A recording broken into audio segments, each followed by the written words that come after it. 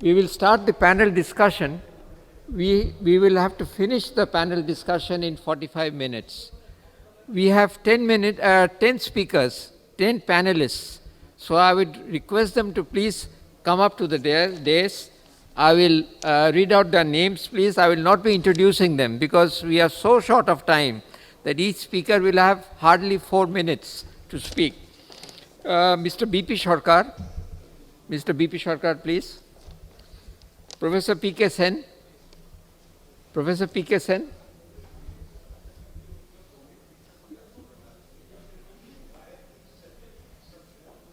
You are? But you are given as a panelist. You don't want to speak? Okay. Mr. Khashnovish? Mr. Khashnovish? Oh, I think he has left for some urgent work. Mr. Abhay Kumar? Mr. Abhay Kumar?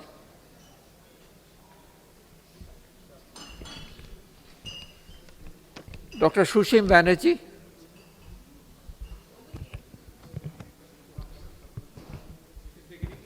No, your name tag would be there. Dr. Sushim Banerjee? Mr. Amit Jha?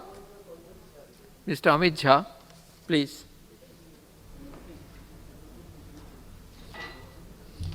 Mr. Praveen Chaturvedi?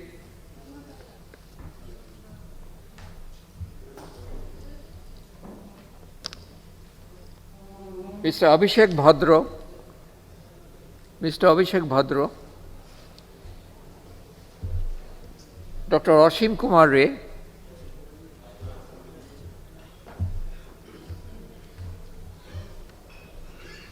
Mr. Somesh Vishwas? Mr. Somesh Vishwas? Mr. Somesh Vishwas is here?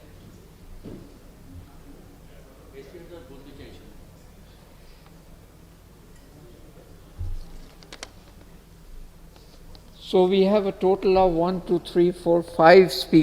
panelists, including 6. I've just announced his name, he's not there. Mr. Somesh Vishwas. Mr. B.P. Sarkar, please come up.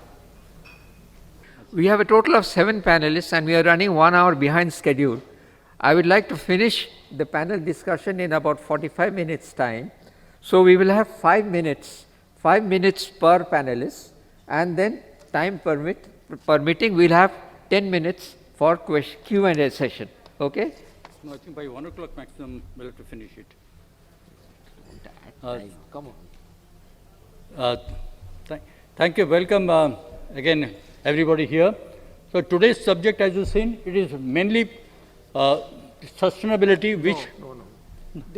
The topic for the panel discussion is future readiness of steel industry in the context of sustainable growth and profit maximization. Yeah, so there are basically 2 points. One is about the CO2 and how to make steel with less CO2 emission, because without that we cannot compete, we cannot export. Secondly, profit maximization. Without profit, no company can exist or grow. So we'll discuss mainly 2 subjects. In the inaugural session, we have covered a lot of important things. Only about the logistic, I'll just want to add that the materials like, say, iron ore, coal, etc., whatever is beneficial to be done at the mines or the coal heads so that we can reduce the cost. Similarly, in the finishing side, more service centers should be there so that we do not carry scraps. So you do it to the proper size in the plant itself. The logistic has come down. Now we have got some of the panelists. They will give the points which can be, say, not repetitive, but of their own observation, and from their experience, they will help us in these 2 main topics, CO2 and the competitiveness. Thank you. So you can start.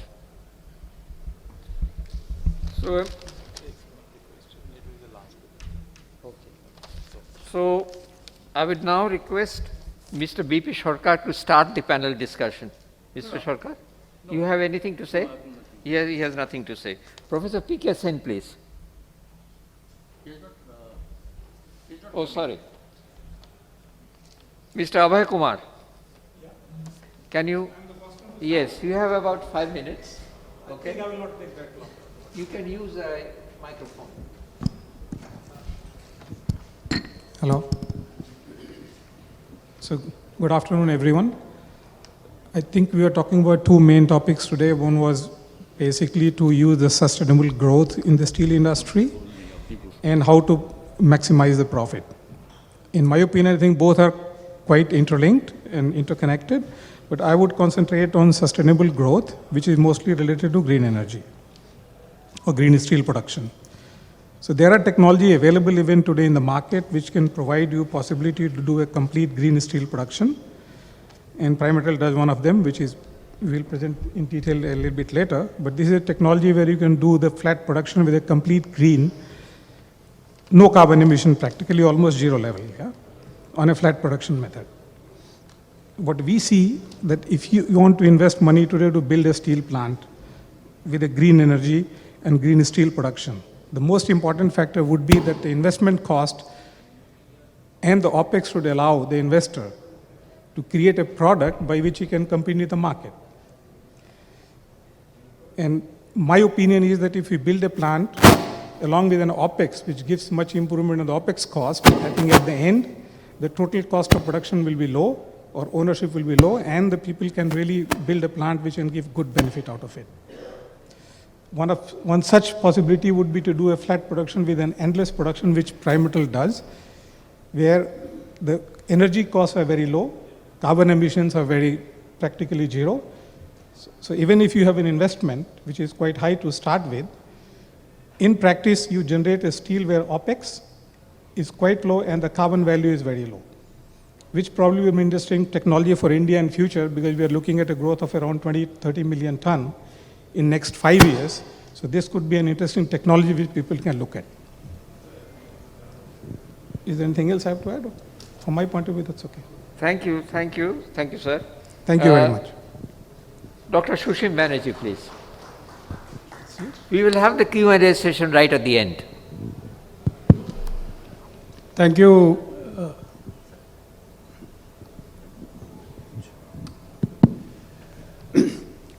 Thank you, Chairman, and my fellow panelists, distinguished ladies, gentlemen.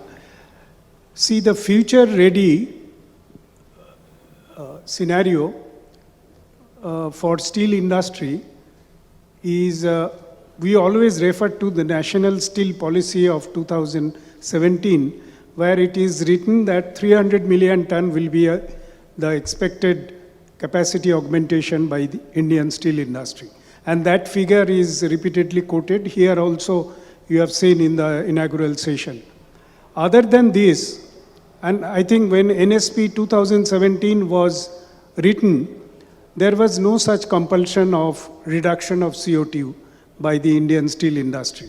And that is why all the figures that have been written there, the corresponding figure, when we achieve 300 million ton, what will be your raw material requirement, what will be the process route, what will be the logistic, and what will be the financing cost.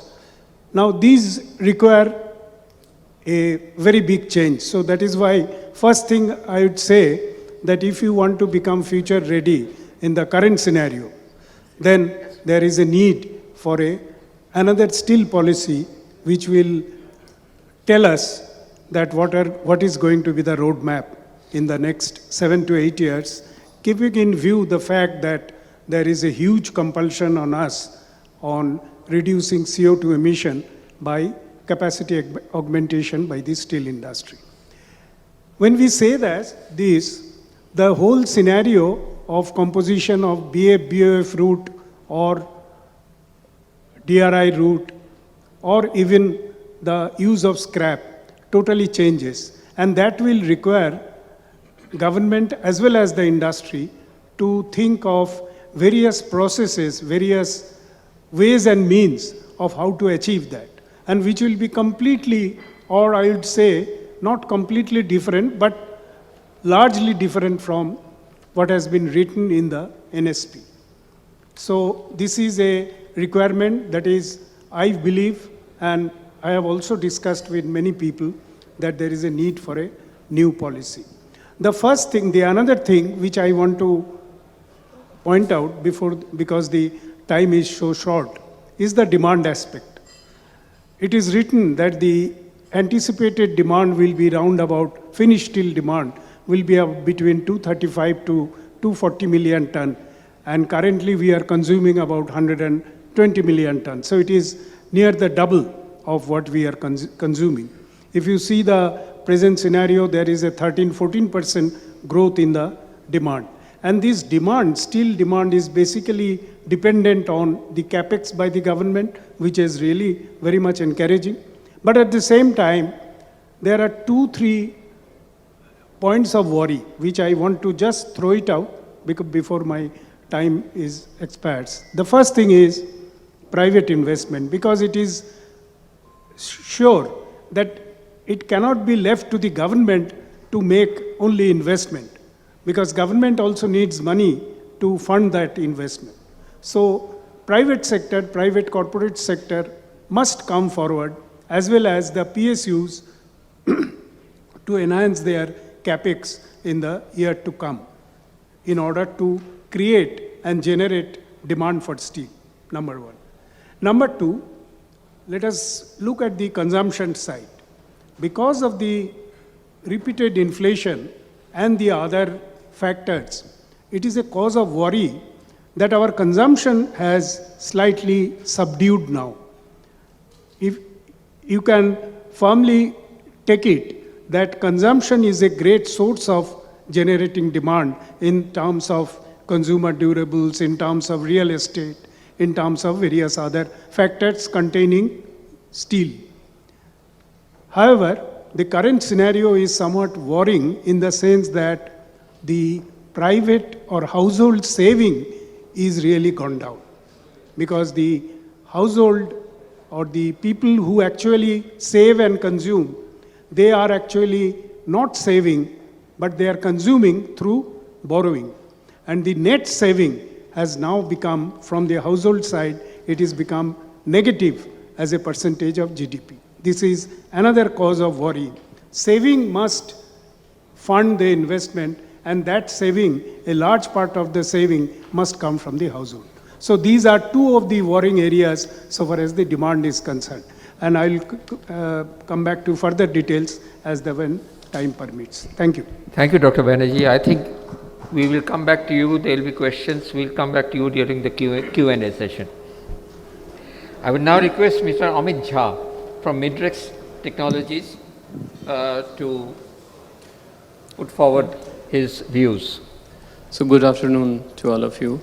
I guess in the previous session, as Mr. Bhattacharya stressed a lot, that business as usual cannot continue, more specifically in the iron and steel industry. And there is a requirement to change our thought, to work out a plan which actually reduce the CO2 emission. I guess on CO2 emission, when we talk about iron and steel industry, our experience says, working with our clients, we can see that the near term or the immediate thing that they are planning to do to attack on the low hanging fruits. And I don't see much challenge on that, because that can be done. And one of the initiative is, first, just change all your electricity to the renewable electricity. I mean, just the data yesterday evening I was looking at, I think in 2018, the total installed capacity for renewable energy in India was around 118, 120. And just over the last 5 years, now we are at 180. So you can just see that within 4.5 years, we have increased 50% of total installed capacity on renewable energy. So that tells a positive side of this, that yes, India is going fast, though we are far behind what actually needed, but the steps has been taken, and we are growing very fast. So that's something I guess most of the steel makers has acknowledged, and we can see our clients taking steps. Now, I guess the most important challenge when we talk about making steel is the iron making step, because that's the step where you produce highest amount of CO2. Now, to the point, till date, if you want to make a steel, you need to have a iron reducing agent. Till date, mostly proven agents are carbon monoxide, CO, and H2. So when you use blast furnace, you basically use carbon monoxide with the help of coking coal.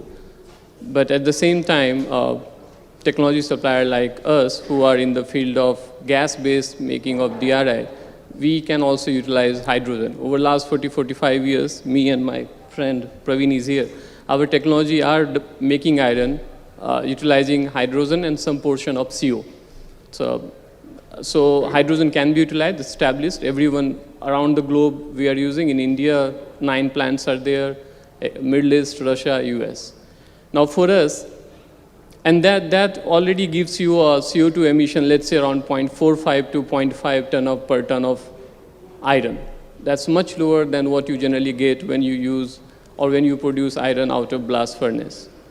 So if you ask me how we think the decarbonization should move forward is to first transition into using fuel source like natural gas. I know in Indian context it's still costly, but then even coking coal sometimes goes up and down. So if people are ready to pay a little bit of premium on making the steel, we can straight away reduce the CO2 emission compared to blast furnace at least 60 to 70%. The next challenge is to move from, let's say, using carbon monoxide to completely on the hydrogen. And I'm very happy to share with you, like our technology is ready, even our friends, these technologies are very ready. If you have hydrogen, iron can be produced. There is no technological challenge. And just 1 year back, we got an order from Sweden, S2GS, you all would be knowing that will be 2.1 million ton of hot DRI HBI plant, which will start from day one based on 100% green hydrogen. So technology is ready. It's just the point that, I mean, we all know the hydrogen is costly. So when you make iron and steel using hydrogen, you'll have to pay some premium. So how to offset that premium? I think that's something where we need support from government also. And when we talk about the finished steel, I guess on the flat, still people will be ready to pay premium. Let's say people like automakers, I guess they will use a right marketing tool. They will market their green steel produced car as some cool thing, and I'm sure people will be ready to pay. I guess the challenge I see on the long product side, where infrastructures are there, whether that price, I mean, people will be ready to pay or not. So I think on that side, I guess there would, some policy support is required. So I think that's from my side, I mean, my take on decarbonization, how we are moving towards decarbonization. Thank you, Mr. Jha. Thank you very much. I would now request Mr. Praveen Chaturvedi, VP and Head Sales Upstream India Metals Division, to share with us his thoughts. Thank you, sir. Hello. So, thanks for giving this opportunity to share our thoughts. As we all know that, yes, the steel basically they are mainly used in the construction, automotive, and the infrastructures and the energy sector. So, what is more important here is that we all know, and I'm now just repeating for a few seconds, that is we are moving towards from the linear economy to the circular economy, then sustainability, then carbon capture unit, and then we are moving to storage and then to direct carbon avoidance, that is by using the green what we call it so far, and energy efficiency, that is also very important nowadays. But in parallelly, we should also be ready with the flexibility like whether it is natural gas or syngas or coke oven gas, shale gas, CBM. So we should be ready with the equipment which shall take whatever is available and make the iron out of it. We should not only depend on the coal. So that readiness and flexibility has to be there. And likewise, there are also the steel making process by which we can also put the DRI, hot metal, scrap, whatever is available in an economical way, and then we can move ahead. So these are the things which I have just repeated and everybody is aware of. On the government end, you know, there are PLI scheme incentives are there. Then some of the government, the European government, they say that in future they will also impose the carbon taxes. So those are the things which are already in place. So as an industry, steel industry, one side you can see our technologists are there, and on the other side there are the manufacturers sitting here. So we basically focus in this platform that about the standard and methodology of making the steel.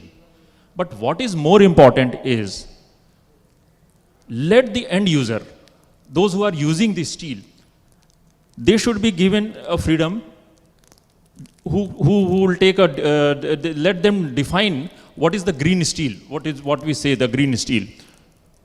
Because that will give us basically the absolute value of the lowest emission of the steel making. Because we know all the things which we are making from the technology side or from the manufacturing side, at least those things are going to the consumer. So giving an incentive, what I feel, or putting a carbon tax is just something, offering a chocolate to a child or punishing him by putting a carbon tax. So rather than that, here we should focus that, yes, to aware the customer, to aware the end user. Of course, we are also part of the same, because just like food chain, this is steel chain, I should say, rather not a chain link, but as a cycle. So this is what I want to say, that let the end user focus on it. And just now in the beginning, we were just discussing about the Kodak digital camera, it came in the beginning. Electronic, this EV vehicle, electrical vehicle, flat skin, herbal products, though they are a bit costly, but we have switched over to the conventional way, and we are paying more money, but people are happy. So if the demand is there, and demand for the green steel is there, we talk about the per capita steel consumption. So, but per capita, not the steel consumption, we should say what is the green steel consumption. So if that thing has to be put in the mind of the customer, end user, I mean to say customer means his customer, our customer, because our customer are the steel manufacturer, steel manufacturer customers are the end user. So that will give a feeling that yes, everybody will be benefited from the global perspective. Thanks. Thank you very much.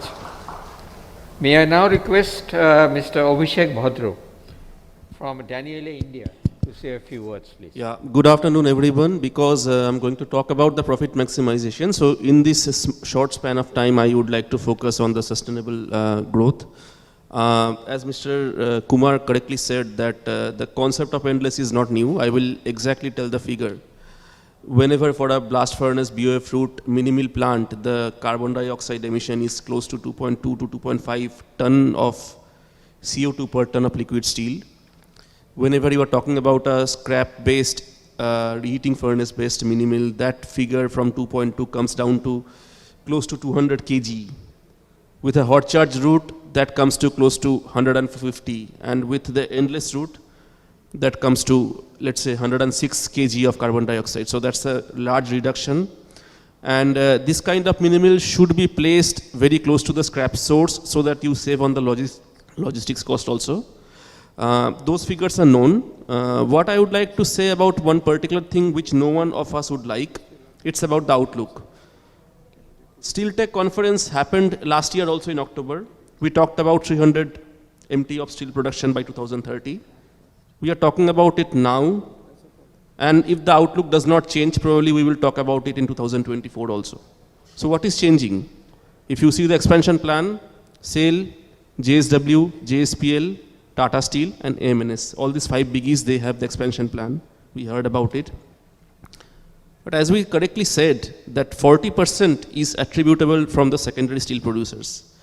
Where are their outlook to come and invest in good technologies?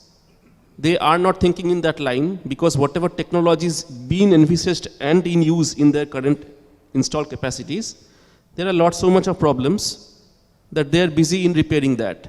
And so that the growth part or the sustainable growth part, what we call about sustainable growth, it's a growth which will sustain for several years. They are not thinking on that part.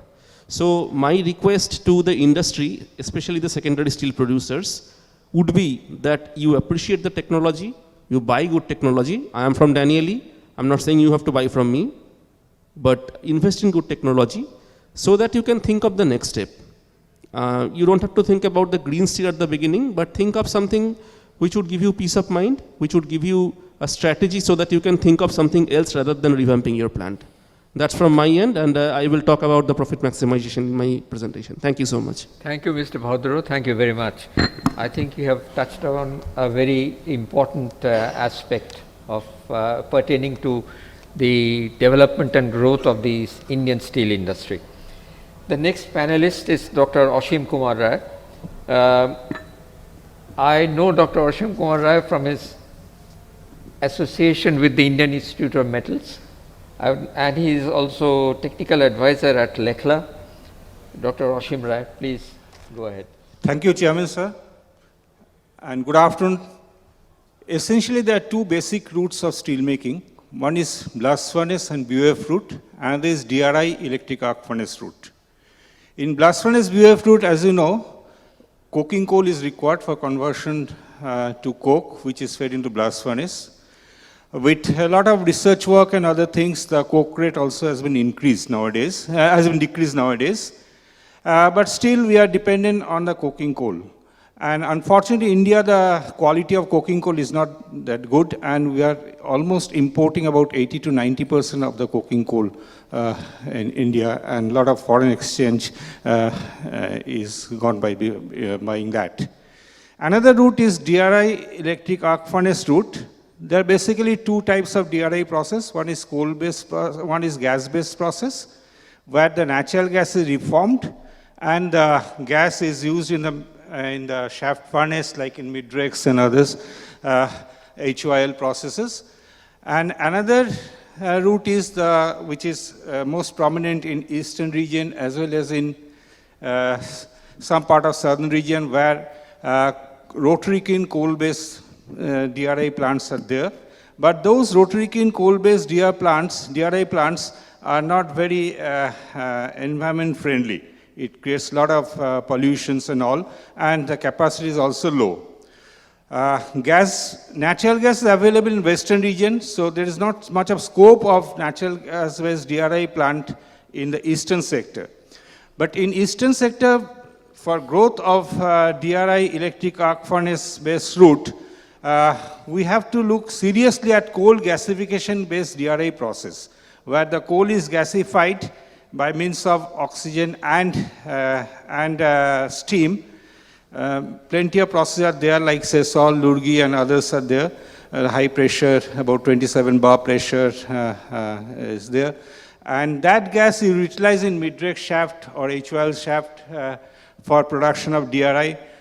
The capacity of those plants are 1.8 million ton even nowadays. And so this technology has to be looked into future. It's a very promising technology and has to be very seriously looked into. The byproducts of this, I would say the carbon dioxide is a byproduct of that for producing the syngas. And ammonia is also as a byproduct. So this carbon dioxide and ammonia, these two can be utilized for making the fertilizer in the form of urea. Ammonium carbamate you produce, and then you break the ammonium carbamate to produce urea, or even you can produce methanol also from the carbon dioxide and hydrogen. So this is a very promising route, and we must look into seriously for growth of DRI electric arc furnace route in eastern region. Electric arc furnace, a lot of innovations nowadays. The tap-to-tap time of electric arc furnace has now been reduced to about 45 minutes or so, because by oxygen injection and all. So it can match with the casting time also. So I see this route has to be looked in very seriously in eastern region. The carbon dioxide emission rate also will be very low in this type of processes. Thank you. Thank you, Dr. Roy. Thank you very much. The next speaker is Mr. Somesh Biswas from Tata Steel. Thank you, Chairperson. So I would not repeat whatever been discussed in the area of decarbonization, mainly the inaugural session what Dr. Bhattacharya and the other distinguished panel members have discussed, and also the current members has also spoken about it. I will try to be totally exclusive in a way to understand the problem in a better way, I would say. The problem is that we are emitting 35 gigatons of CO2 every year, and by 2050 we have to be net neutral. Otherwise, the temperature of the global earth will increase more than 1.8 degrees centigrade or almost 2 degrees centigrade. And when we did the physical risk assessment in Tata Steel, we found that we being near the equator, the temperature may not rise much. It's almost only 1 degree. That is possibility by 2050. But the problem is the North Pole and the South Pole will immensely heat up. The Greenland has experienced 1 degree centigrade increase in the last decade since 1980. Every decade, 1 degree centigrade increase. So the polar regions will heat up much more. That means the ocean levels will increase, and it will increase by around a meter. The storm surges during cyclones will increase tremendously. It will impact. So 16 of the Indian cities are supposed to be underwater or by hit by ocean levels. The cities like Mumbai, the coastal region, will get immensely impacted. A lot of offices are there. The headquarters of many companies are there. The problem is that the raw material that are brought it from say Australia, or the strategy of having steel plants by the coastline, import and export steel, those are questioned since 2050, because those are the areas which will be very much impacted. And we in the hinterlands much safer, but not so safe at all, because our logistic systems will get hit. Even the glacial lakes in the mountains will be weakened. We have seen a lake that has happened, that has gone just a few days back on October 3rd, 4th, and the Chumthang Dam actually have been taken away, and so much people have died. So such catastrophic impacts will impact the life, not only in the cities beside the coastline, but up in the Himalayas or in the, say, Terai region. So in a way, it's an immense problem. We may not see much temperature rise in India, maybe 1 degree centigrade, but the impacts are huge in the livelihood, lives, and the things that we do, say needs to change, or the operate we needs to change, and we need to change much. Just like say Netherlands has 450 kilometers of coastline, but they have 22,000 kilometers of dikes. Okay, and that was increased in the 1950s because there was a huge flood from the North Sea, and because of storm surge, and hundreds of people died, and thousands of square kilometers of area, agricultural land becomes fallow. And such things will happen in India. And those height of the dikes are good enough for 2050. And they have to increase the dikes further. That is being talked about. So there's an immense problem that is of CO2. And we may say that we are not hit about it. We don't. So what's the problem for India? We'll keep on producing. That will not help at all. Because it's a problem which is across boundaries. It's not only companies like problems that are that needs to be acted upon by Europeans or not by Indians at all. So with this backdrop, we have already understood in the morning that there are technologies that are available and being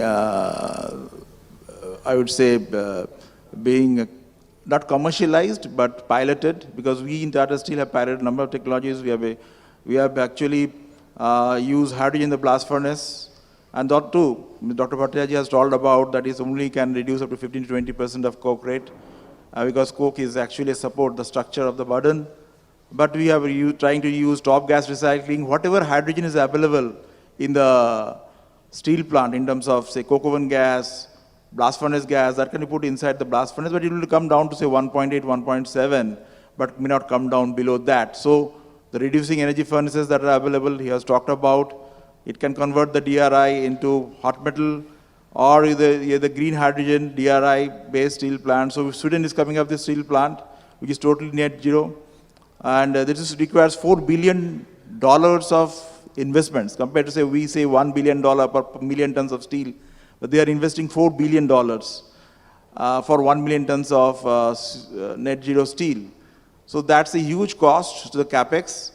And it requires a lot of money. So Dr. Bhattacharya talked about the amount of renewable power that is required. We require renewable power, and we have actually, India has done a lot in this area, but the solar power is not the solution for that. We need to go, so solar power requires a lot of land. It is only 20% capacity utilization. The PLF is 20% because there are monsoon seasons, there are day and night, we all know. So it's not actually good use of resources in a way. But we are not doing much of nuclear power, and it should be done about it, and the government needs to do about that, because we need to have renewable energy, which is cleaner energy, and that will help in a big way. So there are a number of areas for advocacy. Because these technologies are very costly, blast furnace technology has run for more than 200 years, and the amount of supply chain has gone into it, amount of R&D has done with it, make it more cost effective, more profitable.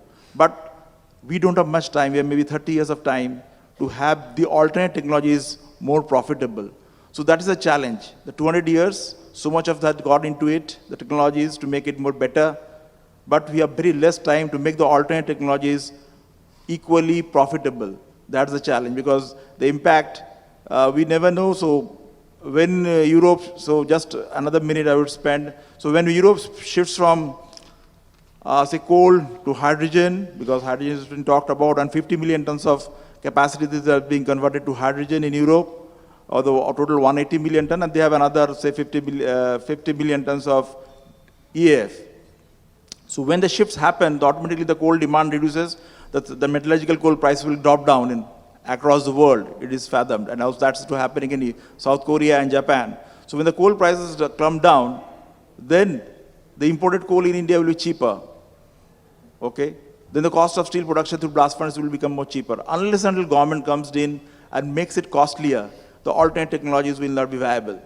Because it is a decision to make green steel at a commercial stage, or to make at the laboratory or pilot stage. So make it profitable, the government has to intervene at all the stages, then only it is possible.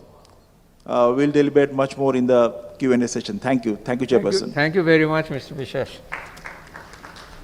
I now request Mr. P.K. Ghosh of Jamipol Industries to share his thoughts with us. Good afternoon.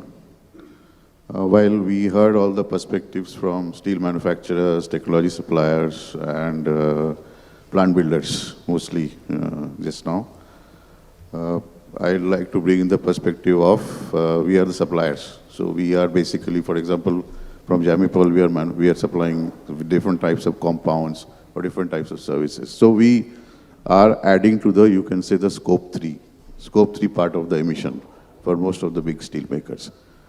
And there also we are seeing, and mainly, like it was talked also in the morning, mainly we are seeing this, what are the efforts that are required to bring down, for example, the emissions, which mainly are coming out of the logistics part of it. And that is also happening because most of these raw materials that are coming in, for example, for making refractories or for making desulfurization compounds and other things, is a single source, single country. And so the efforts that have to go in also parallelly as far as we are concerned is again how to shift shift the source as much as possible to indigenous sources. So that's a piece of work which needs to be done, and of course there's a lot of effort that has to be put in out there. Secondly, we are also looking at, if you see, for example, if I give one example, for example, when you do desulfurization, you need a lot of magnesium. Magnesium is a very, very energy-intensive manufacturing process. So the second thing that we have to look at closely is replacement. I mean, how can we do the same process using less energy-intensive raw materials? So that's the second piece of work that needs to be done. And the third is which can be done, as I can see, is how do we use more and more of the byproducts that are coming out of the steel plants itself in order to use it as a raw material rather than going for virgin raw materials. How to use the byproducts coming out of the steel plants itself as a source so that you don't need to again use energy, use processes to manufacture those byproducts. So this three important areas in which of course the other areas like maximization, the use of renewable energy to do your manufacturing processes. These processes are of course there and need to be worked on. Another thing which I would like to touch upon is, and in fact in the morning I think Mr. Chandra was talking about the infrastructure building, and just now one of my fellow panelists also talked about the secondary steel makers who are actually going to contribute a lot, and most of the secondary steel makers are going to contribute in the construction sector. So there, in terms of the total decarbonization efforts, we also see that simply if, for example, the government starts some an enforcement of standards and guidelines itself. That itself is going to do a lot, contribute a lot to this effort of decarbonization, especially in the small producers who are in the secondary space, where is induction furnaces and these kind of manufacturers. In fact, we have seen even country like Nepal has been able to enforce the standards far better than we have been able to enforce, for example, in India. So, as I say in a nutshell, because all of us who are basically suppliers to the industry also have a role to play in, if I may sum up, and especially in order to reduce the stage 3 emissions, and which I mentioned in terms of replacement, indigenization. So these would be the main efforts. Thank you. Okay. Thank you, Mr. Ghosh. I would like to thank the panelists for sharing the thoughts. I think the discussion has primarily related to sustainability, the technologies for ensuring sustainability. One aspect that we have probably missed out on, and I think could be discussed a little bit, is profit maximization. That happens to be one of the topics of today's seminar. So I was wondering whether any one of the panelists would like to talk a little bit on profit maximization, maybe Dr. Sushim Banerjee. And I would like to just add, I have to also earn my lunch as a chairman of the session. There's a recent study carried out by CEW, which is the Center for, which is a Council on Energy, Environment and Water.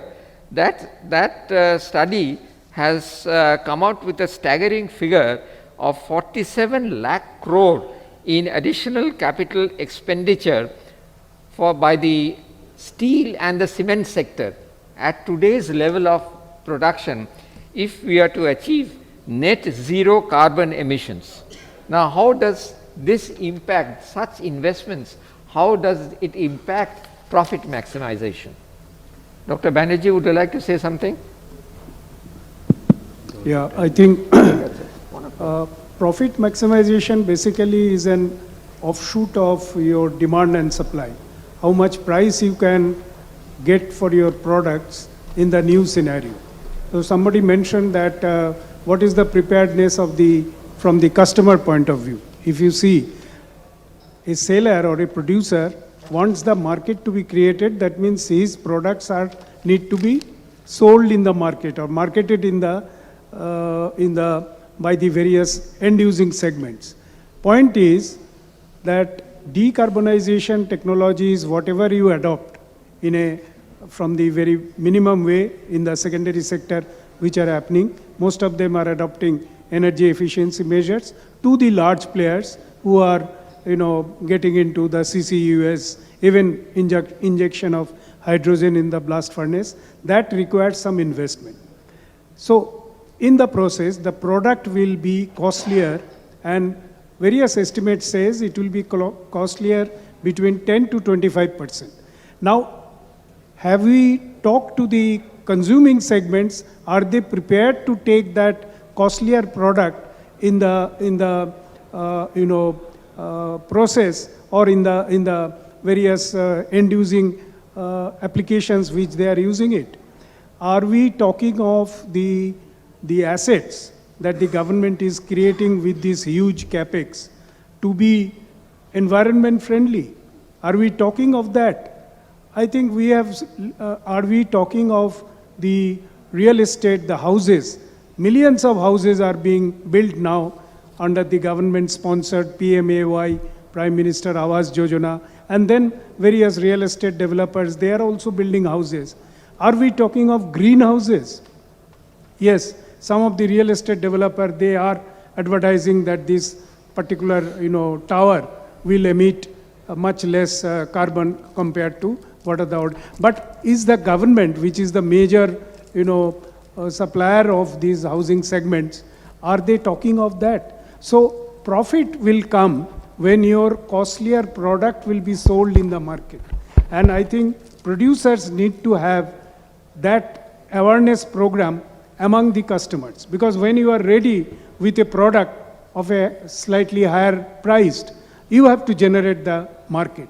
And that is why, the profit maximization will call at a current scenario, EBITDA of 10 to 12%, which everybody is enjoying, is quite sufficient, but will not be that when you have to make more investment in your plant, in developing of your process, then the EBITDA you need will be somewhat higher. Will the market take that? So market creation will be the first and foremost necessity in order to maximize your profit. Thank you, Dr. Banerjee. I think we'll have to carry on this discussion maybe during the lunch break. He has a dagger at my back. You cannot see probably Mr. B.P. Sarkar has a dagger at my back, so I have to end this session here. I would like to thank all the panelists for sparing their valuable time and sharing their thoughts with us. If you have any questions, the audience, you could interact with the panelists during the lunch break. Thank you so much. Thank you very much, Mr. Bhaskar Roy. It's a very difficult task to complete this in 40 minutes or so. So next technical session one will start in another few minutes. So let's get ready with that.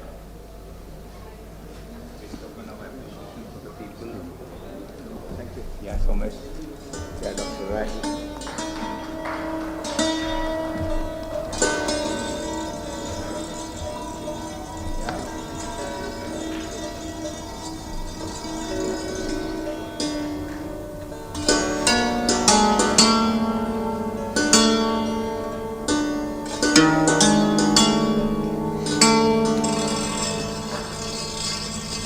The Bhaskar Roy group photo.